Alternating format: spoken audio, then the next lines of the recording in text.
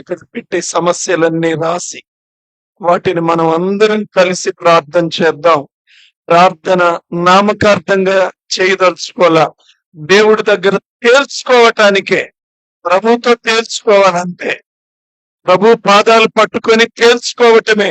యథార్థంగా బ్రతుకుదాం, ఖచ్చితంగా ప్రార్థన చేద్దాం, సవాలుకరంగా ప్రార్థన చేద్దాం. నేను నమ్మకంగా బ్రతుకుతానయ్యా, నువ్వు ఏం చేయమంటే అదే చేస్తానయ్యా అని దేవుడితో చెప్తూ ప్రభు దగ్గర తేల్చుకుందాం ప్రియులారా. ఆయన మనల్ని దాటి ఎలా వెళతాడో చూద్దాం. యాకోబు మోసంలో ఉండి ప్రార్థన చేసిన వాడే కాళ్ళు పట్టుకుంటే దేవుడు దాటి వెళ్ళలేకపోయాడు. నన్ను పోనీవయ్యా, బతిమిలాడాల్సి వచ్చింది. నువ్వు నన్ను ఆశీర్వదిస్తే కానీ నేను నిన్ను పోనీయను అన్నాడు. ఆశీర్వదించిన తర్వాతే దేవుడు బయటకు దాటి వెళ్ళగలిగాడు.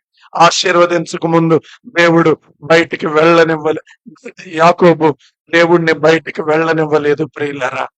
కాబట్టి ఈ ప్రార్థన సవాలుకరమైన ప్రార్థనగా చేద్దాం. మనం దీన్ని అలవాటుగా చేయబోవటం లేదు.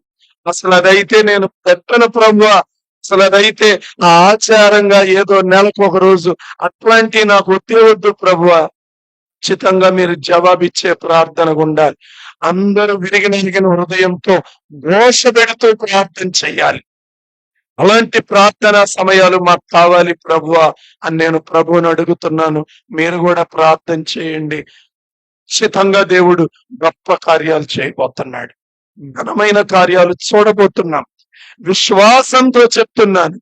నమ్మిన వాళ్ళందరూ ఒకసారి ఆమేన్ అనండి.